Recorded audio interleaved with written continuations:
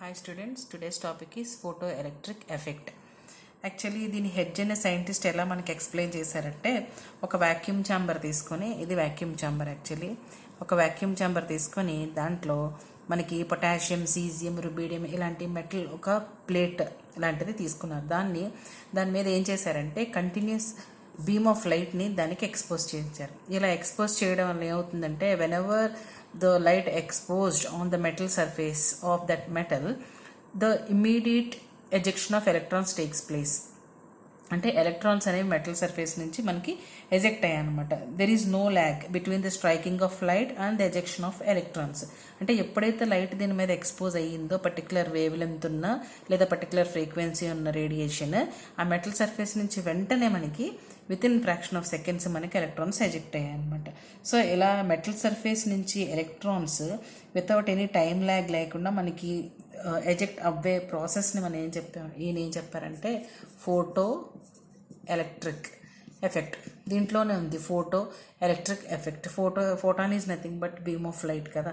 So and electric effect, photo electric effect అనమాట. So దీంట్లో ఏం చెప్పిన రెండు కన్సిడరేషన్స్ ఏంటంటే the number of electrons ejected is proportional to the intensity of brightness of light. అంటే light ఎంత ఫ్రీక్వెన్సీ ఉంది, ఎంత బ్రైట్గా ఉందో దాన్ని బట్టే number of ejection of electrons అనేవి డిపెండ్ అయి ఉంటాయి. అంటే ఎంత బ్రైట్ లైట్, ఎంత ఫ్రీక్వెన్సీ ఉన్న లైట్ మనం ఇంటెన్సిటీతో మనం ఎక్స్పోజ్ చేస్తామో అంతే పవర్ ఉన్న ఎలక్ట్రాన్స్ మనకి ఎజెక్ట్ అవుతాయి అన్నమాట. ఓకే, సో ఇక్కడ మనకి ఇంకొక చిన్న కాన్సెప్ట్ ఒకటి వచ్చింది ఏంటంటే అది ఫర్ ఈచ్ మెటల్. ఇక్కడ నేను పొటాషియం, సీజియం, రుబిడియం తీసుకున్నారు, అట్లా చాలా మెటల్స్ ఈయన ఎక్స్పెరిమెంట్ చేశారనమాట. ఓకే, సో ఈచ్ మెటల్కి మనకి ఒక మినిమం ఫ్రీక్వెన్సీ ఉంటుంది. అంటే దాన్ని మనం ఏమంటామంటే థ్రెషోల్డ్ ఫ్రీక్వెన్సీ. థ్రెషోల్డ్ ఫ్రీక్వెన్సీ అంటే each metal has minimum frequency, minimum characteristic frequency to అది మినిమం ఫ్రీక్వెన్సీ ఏంటంటే అంతకంటే తక్కువ ఫ్రీక్వెన్సీ ఫోటో ఎలక్ట్రిక్ ఎఫెక్ట్ అనేది పనిచేయదనమాట. సో అంటే ఒక మినిమం థ్రెషోల్డ్ ఫ్రీక్వెన్సీ ఉండాలి. ఆ ఫ్రీక్వెన్సీ రేడియేట్ చేసినప్పుడు మాత్రమే మనకి ఆ మెటల్ నుంచి ఎలక్ట్రాన్స్ అనేవి ఎజెక్ట్ అవుతాయి అనమాట. సో ఆ minimum frequency of that characteristic మెటల్ని ఏమంటామంటే మనం థ్రెషోల్డ్ ఫ్రీక్వెన్సీ అంటాం అనమాట. ఓకే, దాన్ని యాక్చువల్గా V0తో మనకి ఇండికేట్ చేస్తారు. ఓకే, మనకి electrons V is greater than V0 అయినప్పుడే, అంటే మనం రేడియేట్ చేసే లైట్ ఫ్రీక్వెన్సీ థ్రెషోల్డ్ ఫ్రీక్వెన్సీ కంటే ఎక్కువ ఉన్నప్పుడు మాత్రమే దాని నుంచి మనం ఎలక్ట్రాన్స్ అనేవి ఎజెక్ట్ అవ్వడం చూస్తాం అనమాట. అంటే ఈయన చెప్పిన మెయిన్ పాయింట్ ఏంటి అంటే ఇక్కడ ఈ లైట్ని మనం తీసుకున్నప్పుడు beam of light on to A metal surface viewed as a shooting beam of particles. అంటే ఈ లైట్ని మనం ఎక్స్పోజ్ చేసాం కదా, ఈ ఎక్స్పోజ్ చేసిన లైట్ బీమ్ ఈ ఛాంబర్లో మనకి ఎట్లా కనిపించిందంటే ఒక బీమ్ ఆఫ్ పార్టికల్స్ కింద కనిపించాయి అనమాట. సో ఆ బీమ్ ఆఫ్ పార్టికల్స్ని ఈయన ఏమని చెప్పారంటే నథింగ్ బట్ ఫోటాన్స్. ఓకే, ఈ photons greater the energy possessed by the photon, greater will be the transfer of energy to the electron. అంటే ఈ photons nothing but beam light intensity ఎక్కువ ఉంటే ఈ బయటికి ఎజెక్ట్ అయ్యే ఎలక్ట్రాన్ ఫ్రీక్వెన్సీ కూడా మనకి ఎక్కువ ఉంటుందన్నమాట. ఎలక్ట్రాన్ కైనెటిక్ ఎనర్జీ కూడా ఎక్కువ ఉంటుందన్నమాట. అంటే kinetic energy of ejected electron is proportional to the frequency of electromagnetic radiation. అంటే kinetic energy is nothing but the fastness కదా. Kinetic energy of ejected electrons is directly proportional to the frequency of that light. Okay, ఇప్పుడు h nu అనేది మనకి ఏ energy, starting energy of light అనుకుందాం. అలాగే h nu naught అనేది electrons eject అవ్వడానికి కావాల్సిన ఎనర్జీ అనుకుందాం అనమాట. సో అప్పుడు h nu minus h nu naught ఈ డిఫరెన్స్, ఈ ఎనర్జీ డిఫరెన్స్ దేనికి ఈక్వల్ అవుతుంది అంటే is transferred as the kinetic energy of photoelectron. వీటిని మనం ఏమంటామంటే photoelectrons. Photoelectrons kinetic energy of photoelectrons అంటే మనకి ఎలా చెప్పచ్చు, if H is the starting frequency of energy, starting energy of that light and H nu not is the energy required to eject electrons from the surface. ఈ రెండు స్టార్టింగ్వి, అట్లాగే electrons eject అవ్వడానికి కావాల్సిన energy, ఈ రెండింటి మధ్య డిఫరెన్సే మనకి ఏం చెప్తుందంటే kinetic energy of photo electron అని చెప్తుంది అనమాట. దీనికి మనకి ఒక రిలేషన్ ఎట్లా రాయొచ్చు అంటే h nu equal to h nu naught plus half m c square రాయొచ్చు లేదా వి స్క్వేర్ రాయొచ్చు. ఇక్కడ ఎం అనేది mass of electron and v is the velocity associated with the electron. ఇక సి స్క్వేర్ రాయొచ్చు, వి స్క్వేర్ రాయొచ్చు. ఓకేనా?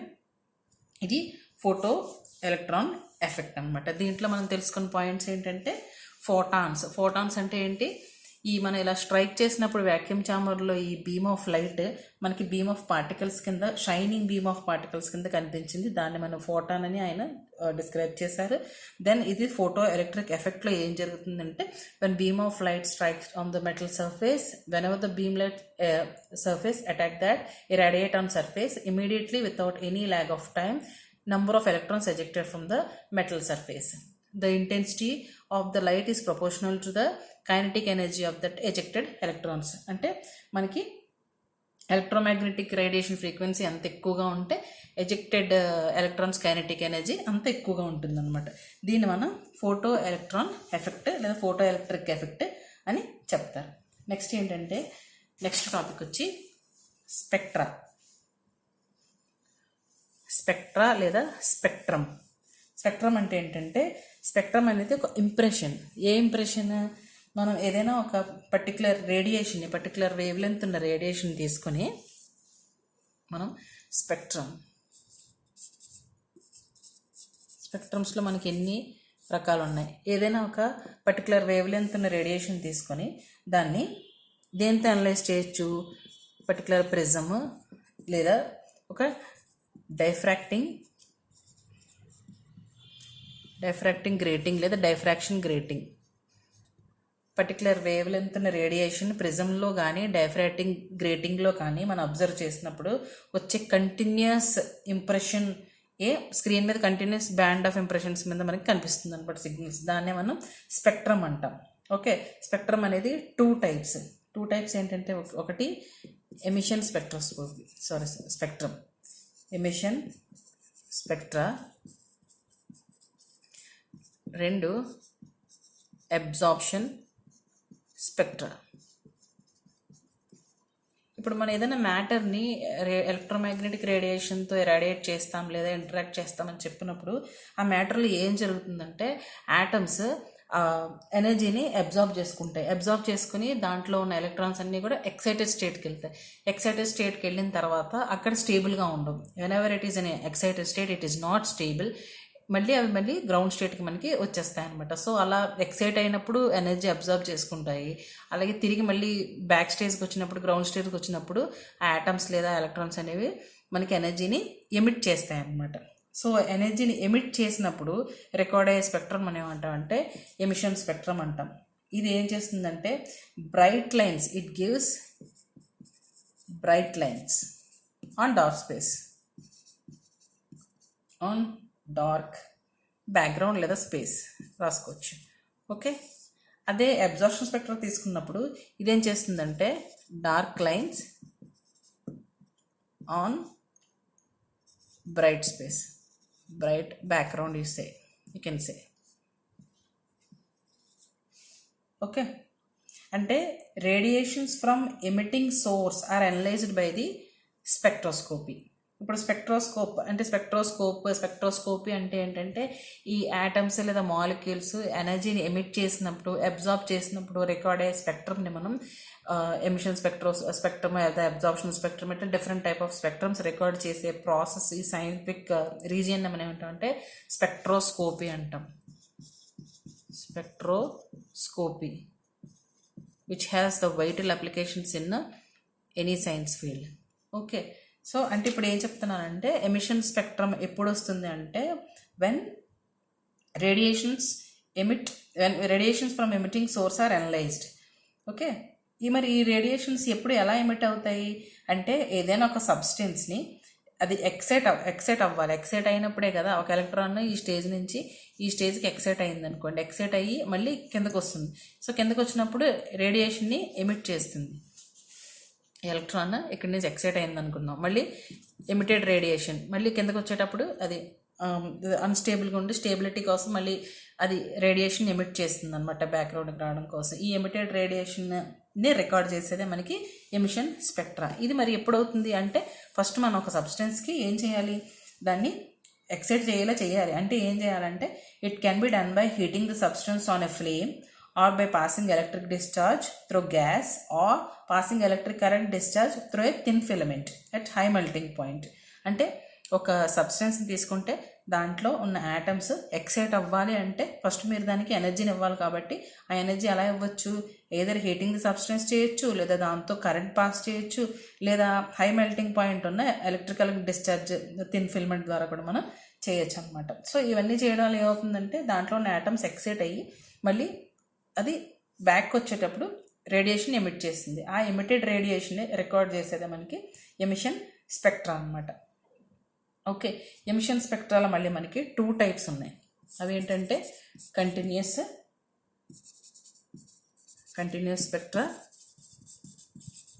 అలాగే డిస్కంటిన్యూస్ స్పెక్ట్రా. ఈ రెండు కూడా ఎమిషన్ స్పెక్ట్రోస్కోపీలోనే వస్తాయి. ఈ రెండు కూడా ఎమిషన్ స్పెక్ట్రోస్కోపీలోనే వస్తాయి అన్నమాట. సో కంటిన్యూస్ స్పెక్ట్రా అనేది మీరు డైలీ లైఫ్లో చూడొచ్చు. అంటే మనకి విబ్జిఆర్ ఫామ్ అవుతుంది కదా మనకి దాంట్లో. అంటే when white light is allowed to pass through a prism it gets resolved in to several colours. The spectrum is a rainbow of colours. అంటే మనకి రెయిన్బో ఫామ్ అవుతుంది కదా సన్లైట్, మన డే లైట్ సన్లైట్ మనకి అప్పుడప్పుడు బయట క్లైమేట్లో మనకి విబ్జిఆర్ ఫామ్ అవుతుంది. That is nothing but continuous spectra. So దాని కంటిన్యూస్ స్పెక్ట్రా అంటే ఏమవుతుందంటే దాంట్లో వైలెట్ కలర్ దేంట్లో మెర్జ్ అవుతుంది, మెర్జెస్ ఇంటూ బ్లూ కదా, బ్లూలో next blue into green merge అవుతుంది. నెక్స్ట్ ఏమవుతుంది అట్లా అండ్ సో ఆన్. సో ఇదేంటంటే కంటిన్యూస్ స్పెక్ట్రమ్ అనమాట. అంటే ఒక్కొక్క కలర్కి different frequency, different wavelength ఉంటుంది కదా, అవన్నీ కలిసి మనకి కంటిన్యూస్ బ్యాండ్ కింద ఫామ్ అవుతాయి అనమాట. సో కంటిన్యూస్ ఇక్కడ విబ్జిఆర్ ఫామ్ అవుతుంది కదా మనకి, కంటిన్యూస్ బ్యాండ్ కింద ఫామ్ అయితే దీన్ని మనం ఏమంటాం అంటే కంటిన్యూస్ స్పెక్ట్రమ్ అంటాం. మీకు బయట ఫామ్ అయ్యే క్లైమేట్లో సన్లైట్ ద్వారా ఫామ్ అయ్యే విబ్జిఆర్ అనేది కంటిన్యూస్ స్పెక్ట్రాకి బెస్ట్ ఎగ్జాంపుల్. నెక్స్ట్ ఏంటంటే డిస్కంటిన్యూస్ స్పెక్ట్రా. ఇప్పుడు ప్రజెంట్ చాప్టర్లో ఇంపార్టెంట్ పాయింట్ అంటే ఈ డిస్కంటిన్యూస్ స్పెక్ట్రా అంటే ఏంటి, దానికి బెస్ట్ ఎగ్జాంపుల్ ఏంటి అంటే మనకి హైడ్రోజన్ స్పెక్ట్రమ్ అనమాట. Okay, hydrogen spectrum. ఈ హైడ్రోజన్ స్పెక్ట్రమ్ అనే లైన్ స్పెక్ట్రమ్ ఎట్లా వస్తుంది, ఇవన్నీ మీకు నెక్స్ట్ వీడియోలో నేను చెప్తాను. Thanks for watching. Please subscribe my channel. Thank you.